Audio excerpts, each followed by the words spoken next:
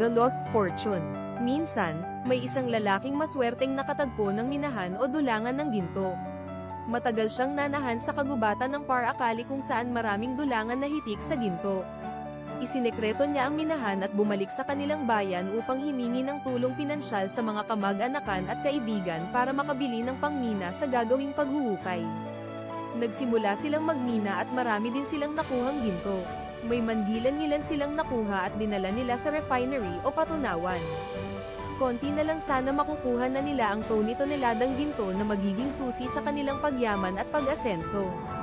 Ngunit sa di inaasahang pangyayari, yung mga palatandaan at bakas ng ginto ay tuluyan nang nawala. Sinubukan nilang magpatuloy pa maghukay ngunit sila ay nabigo. Dahil sa pagkadismaya, napagpasyahan nilang tumigil at sumuko.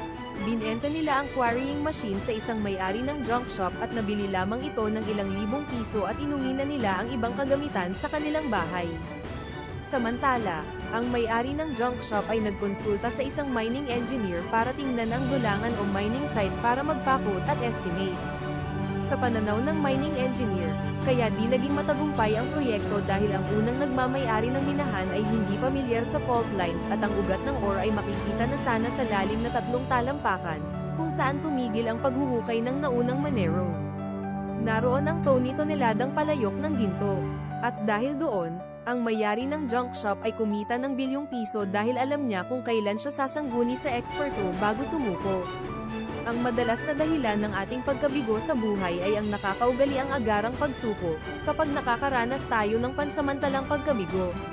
Kailangan nating magtaglay ng matinding determinasyon para tumuloy-tuloy na magtagumpay at maabot ang ating mga pangarap sa buhay.